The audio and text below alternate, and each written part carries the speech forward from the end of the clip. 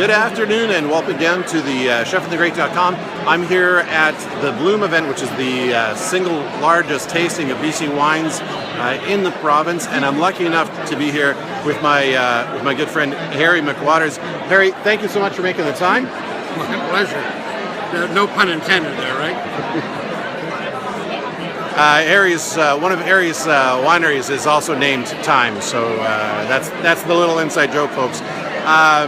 Harry, the very first thing I wanted to talk to you about is you are known as a trailblazer and as an innovator. Most people are talking about that in terms of business sense or developing new region, but I want to talk to you about actual ideas about wine.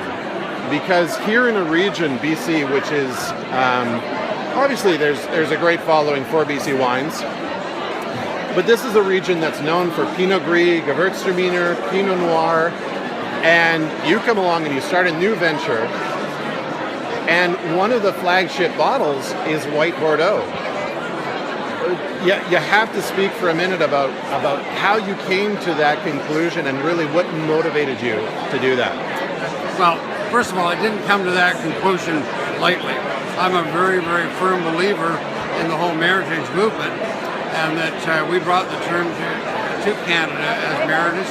The nice thing is, it has to be a VQA wine to be called Meritage, but it was really about time and place. You know, that we wanted to really get to know the land, and we put focus on certainly the Bordeaux varieties when we first planted. People thought we were crazy when we did that, but as time has gone on, again, no pun intended, we've got to really understand how things have worked for us.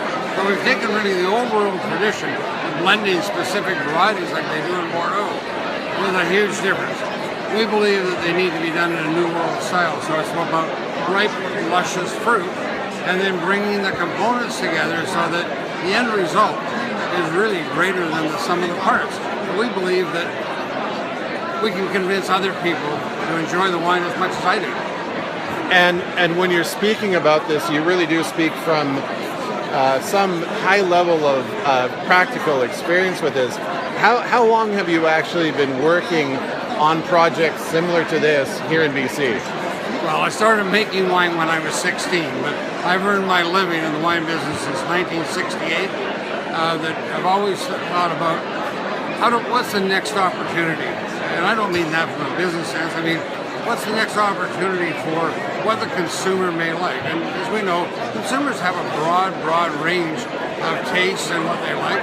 And a lot of them haven't yet discovered new things that they're going to fall in love with. And so that's kind of what has been my guiding light, is that let's push what we can do, make sure we can do it consistently, play with it until we get comfortable, and take it to market and help educate people to why we did it. And a lot of it was discovered before in other regions, and we want to take those ideas and really maximize them here to our own unique style that speaks to the region first, and more specifically, it speaks to our piece of dirt. Right. And don't ask more than it's prepared to give, and make sure you get all that it wants to give. All right, and you're not doing this for fame. You're not doing this for glory. You're not doing this for riches. You've got other motives behind creating a strong brand, a strong winery, a strong label. What is that? Well, at this stage, it really is about legacy, and that both of my children grew up in the wine business. They're both very committed to what we're doing. And when I made the first Meritage that is now called McWatters Collection, that's not what I was going to call it. I thought that was about anybody putting their name on like that. It was about stroking the ego, and that really wasn't what I wanted. Right. My kids did an intervention and said, Dad, a couple of things. If you're doing this for us in the future, you need to know we hate the name you've got picked. Why don't you call it McWatters? I explained why. I said, well, this may come as a shock to you, but it's our name too. We grew up in the business. We'll probably be in it longer than you ultimately, and we think it'll actually be worth a lot more to us and our descendants when you're gone. I don't know if they were trying to rush me off or not, but anyway, they won the argument, and so we came out with McWatters Collection. So if Harry McWatters was the innovator, first of all, in just establishing that BC could produce premium wine, and then an innovator again in terms of what Bordeaux varietals can do in BC, what would you hope that the next generation could bring in terms of innovation to this wine marketplace? That's a tough question, because if it's still on the threshold there and I haven't thought of it, it's tough to identify. So when I think of it, or others do, I think it's always about what is the consumer interest going to be long term?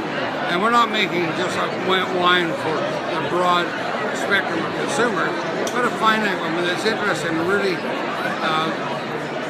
trying to find not so much what's eclectic, but what is the best that the region can do of that variety or that style. Right. And so it's always about pushing the envelope. So how far can we push the envelope? The weatherman's going to have some influence.